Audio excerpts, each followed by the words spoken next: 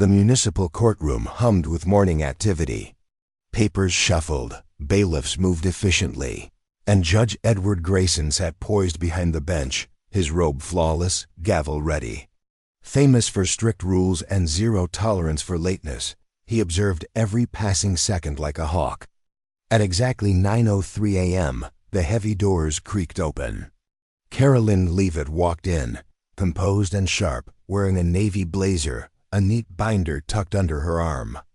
She moved quietly, but Judge Grayson's eyes locked on her immediately. "You're not in the White House anymore, young lady," he snapped, his voice echoing. He struck the gavel with a deliberate thud. "Step forward." She did so calmly, standing at the podium. The room fell silent. "This court finds you in contempt and imposes a $500 fine," Grayson declared with exaggerated pride. "Perhaps next time you'll value punctuality." The spectators shifted uneasily, whispering. He thought he had made a point, but he underestimated who he was dealing with. Karoline Leavitt challenges the fine and turns the courtroom tense. At the podium, Karoline placed her hands on the folder containing documents about the minor contract dispute. Her voice was firm but respectful. "Your Honor, I apologize for being late. I was delayed due to urgent responsibilities tied to my work," she began. Grayson interrupted with a scoff. "How convenient. Titles don't excuse tardiness here.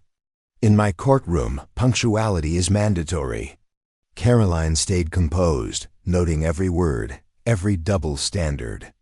Earlier, a man in his 60s arrived late without consequence, yet she was fined. She didn't argue or react emotionally, quietly observing the injustice unfold. Grayson dismissed her with a wave, thinking the confrontation was over. But Karoline wasn't finished.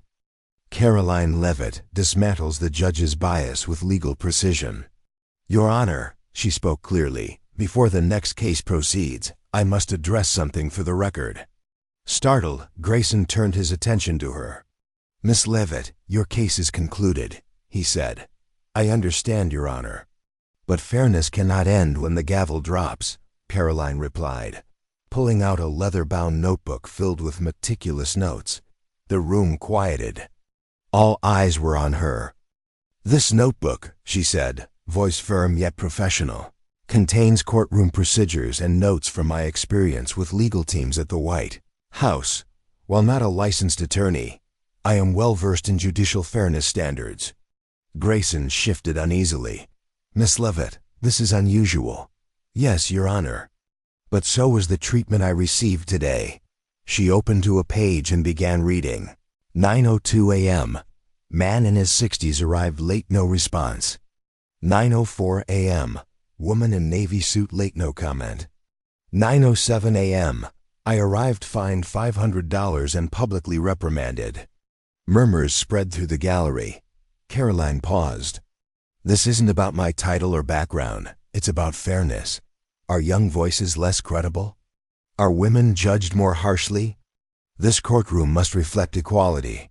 Grayson tried to regain control, but Karoline pressed on, firm and respectful.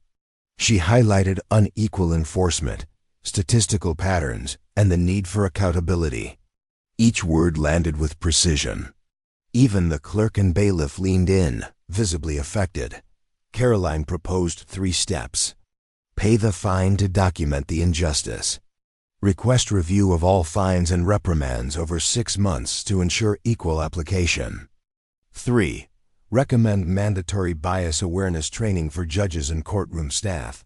Silence followed, phone subtly recorded. The courtroom had shifted. The power dynamic had changed. Karoline Leavitt exposes injustice, and the judge begins to crack. Grayson, visibly rattled, attempted to void the fine. "Thank you, Your Honor," Karoline said firmly, "but I decline. Fairness must be preserved in the record." Her calm, precise handling inspired subtle nods, whispered agreements, and growing support from the gallery. Within hours, short clips of Karoline's 3-point proposal, her refusal to accept special treatment, and the judge's reaction spread across social media. Local news and national outlets covered the story.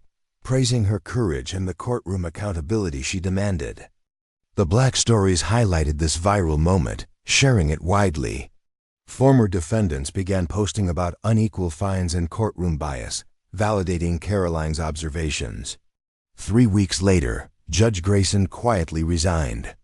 A new Center for Judicial Fairness opened, offering bias awareness and ethics training for court personnel.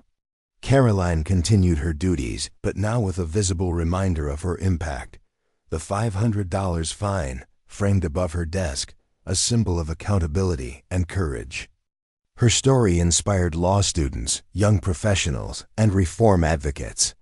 She led seminars on ethics, fairness, and standing firm against injustice.